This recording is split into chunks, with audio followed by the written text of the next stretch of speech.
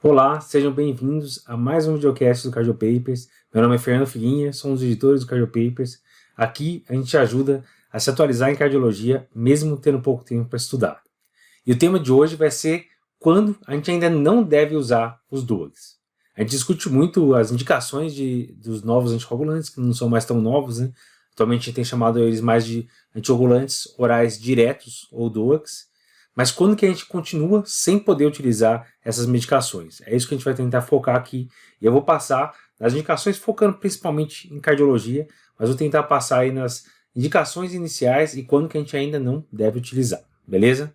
Então, indicação de DOAC, falando de uma forma mais simples, seria basicamente paciente com fibrilação atrial, então paciente com FA que vai prevenir um evento embólico sistêmico, um AVC, então teria indicação, a gente vai discutir aqui cada perfil de paciente.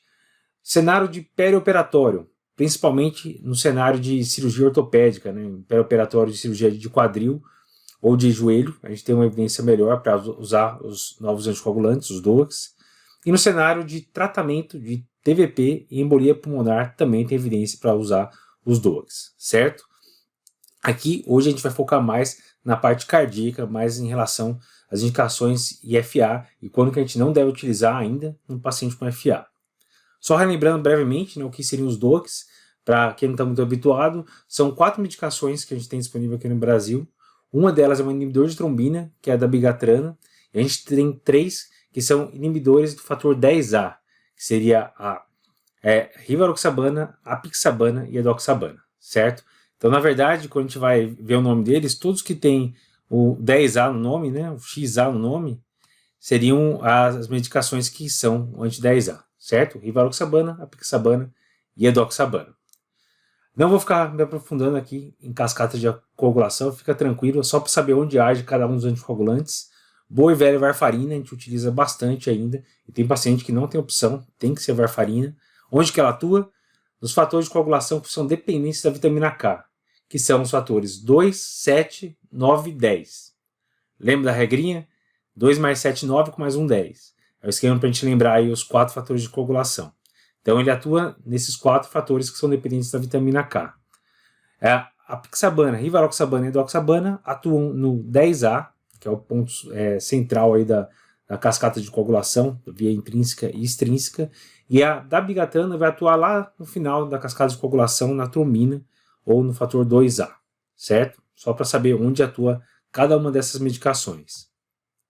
Falando em fibrilação atrial, então vamos começar que trabalhos que foram publicados aí, né, no cenário da fibrilação atrial, que mostraram, na verdade, que é pelo menos igual ou melhor que a varfarina. Só relembrando, 2009 veio o primeiro com a dabigatrana, estudo RELY.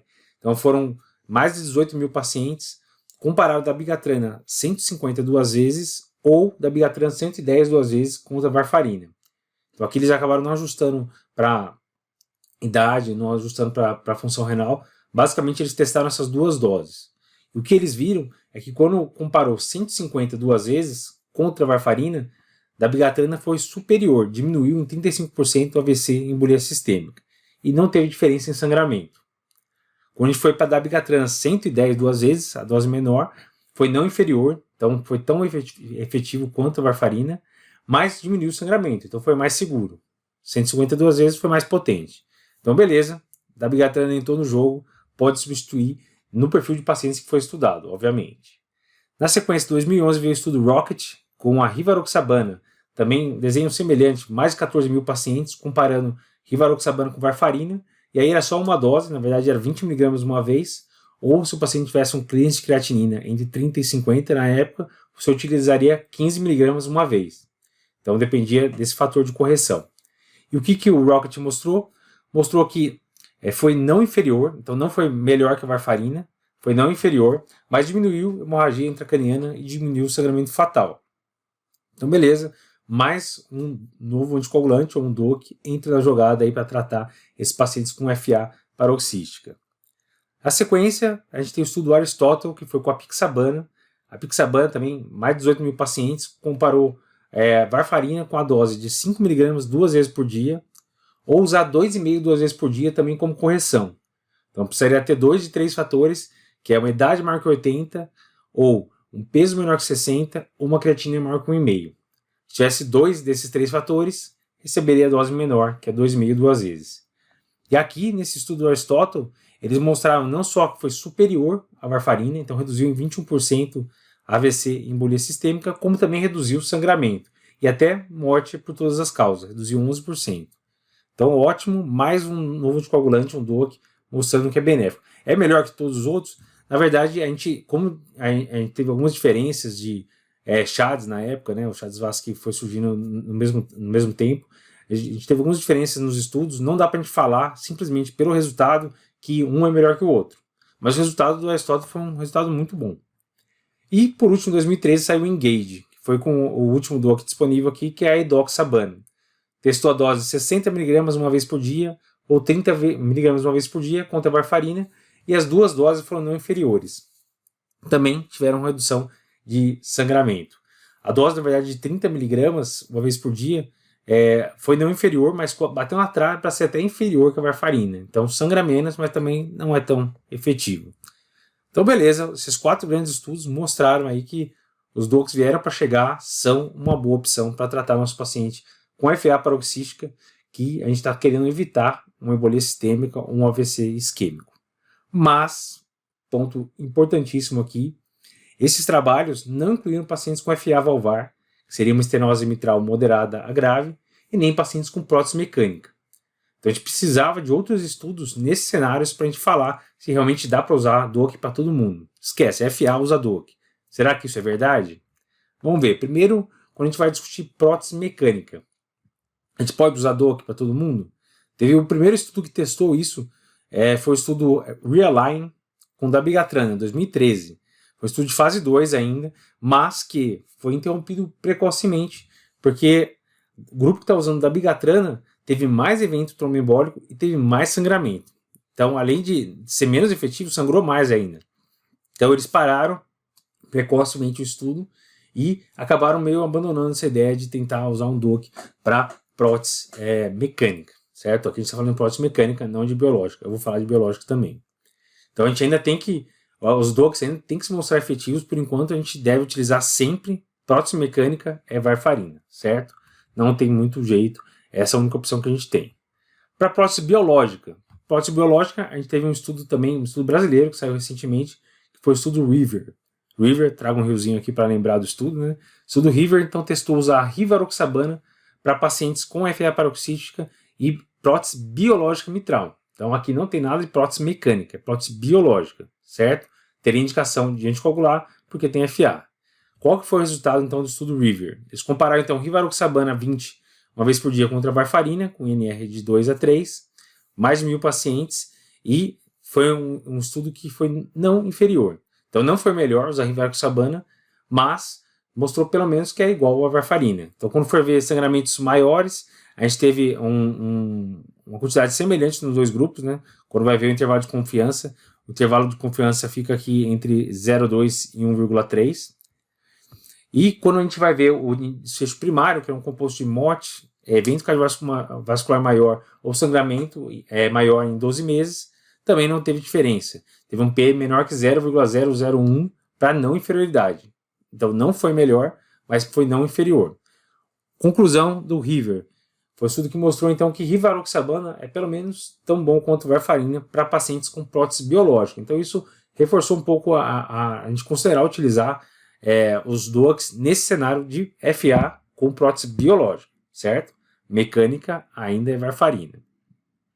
E quando a gente vai falar de valvopatias, de febre reumática, né? Isso aí é outro assunto que foi muito discutido.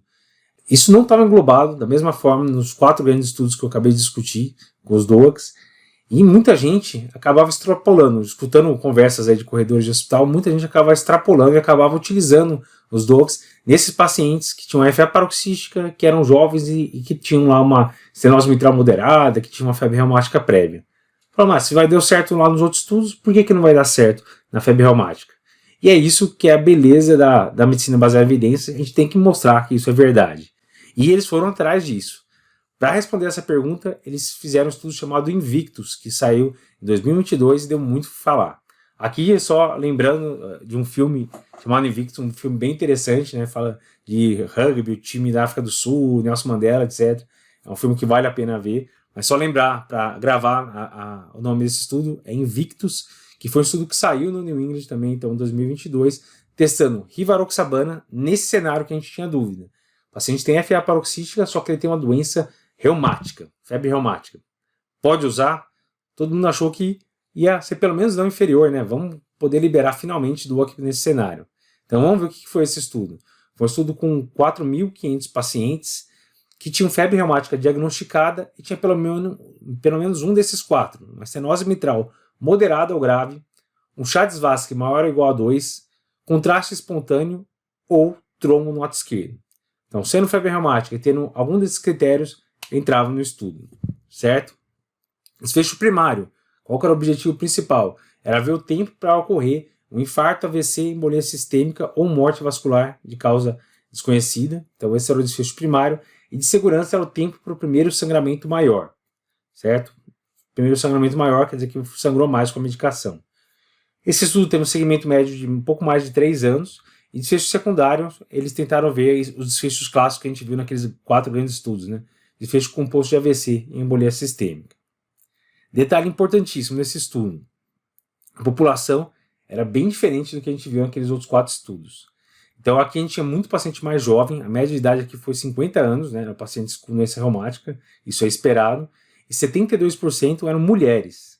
Então um perfil bem diferente e é isso que a gente vê na prática também. O resultado foi negativo, na verdade não foi só neutro, não foi igual, mas foi pior usar rivaroxabana. Usar rivaroxabana nesses pacientes foi relacionado a um aumento de 25% do risco do desfecho primário. AVC, embolia sistêmica, infarto ou morte. Então, foi pior usar rivaroxabana. Então, isso foi um blockbuster, realmente a gente não esperava esse resultado, foi bem interessante. Aqui a curva mostrando, então, a incidência acumulativa do desfecho primário, mostrando que rivaroxabana realmente teve um aumento de 25%, com um intervalo de confiança de 1 em 1 e a 1,41, então foi com um P significativo. E morte, quando avaliou morte, também foi significativo, aumentou em 23% o risco de morte, que era um dos desfechos secundários do estudo. Então, rivaroxabana foi claramente pior nesse perfil de pacientes.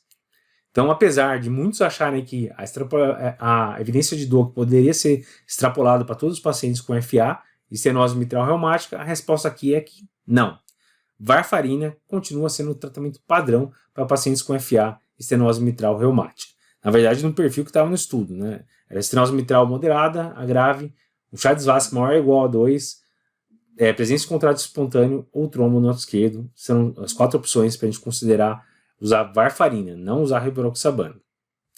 Então, resumindo, para quem que a gente continua sem poder usar DOAC, então, pacientes com FA valvar, ou febre reumática, agora está provado, é pior usar rivaroxabana, e aí a gente acaba extrapolando para os outros DOACs. E prótese mecânica, a gente teve lá o estudo Realign, que mostrou que o dabigatran foi pior, então a gente continua evitando de usar DOAC nesse cenário. A gente vai para varfarina, não use DOAC, FA valvar e prótese mecânica, beleza?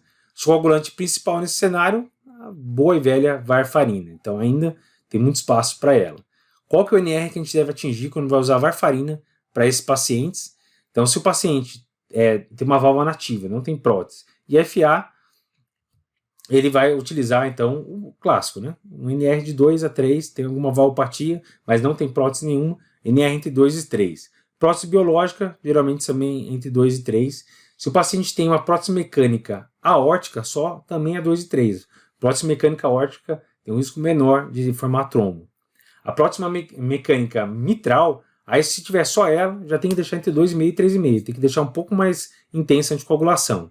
E se ele tiver qualquer prótese, uma prótese aórtica mais FA, daí você tem 2 motivos para formar trombo, né? Tem a FA e tem a prótese mecânica. Então, prótese mecânica aórtica mais FA também entre 2,5 e 3,5. Então, recordando, quase sempre entre 2 e 3, 2 situações que você vai ter que utilizar varfarina para um NR entre 2,5 e 3,5, vai ser prótese mecânica mitral, sempre, ou se for prótese mecânica aórtica mais FA. 2 motivos para anticoagular. Então, é basicamente esse resumão que eu queria trazer para vocês. No cenário da FA, a gente não vai poder utilizar os DOACs em pacientes com prótese mecânica e pacientes com FA valvar com febre reumática, certo? Os outros cenários, a gente tem muita coisa ainda rolando de estudos. Tem algumas doenças, como a síndrome do anticorpo antifosfolípide, SAF, que a gente sabe que tem um risco muito maior de ter eventos tromboembólicos, de ter embolia arterial. Geralmente a gente evita a dor também nesse cenário, a gente acaba indo para varfarina. Está em dúvida, a gente corre para varfarina. A gente está esperando, esse estudo Invictus foi bem interessante, que mostrou para a gente que a gente sempre tem que esperar realmente o resultado da evidência científica, né, da medicina baseada em evidências, idealmente com desenho ideal, né, que seria um desenho de um estudo randomizado, multicêntrico, duplo cego. Então, o desenho ideal para poder responder essa pergunta. Estudos observacionais nos dão uma ideia, mas não conseguem bater o martelo. Então, esse ensaio clínico randomizado, duplo cego, multicêntrico, é o desenho ideal realmente para a gente tirar essa dúvida. Beleza? Obrigado por acompanhar a gente aqui. Continue acompanhando o Cardio Papers, sempre muito conteúdo todo dia aqui para vocês.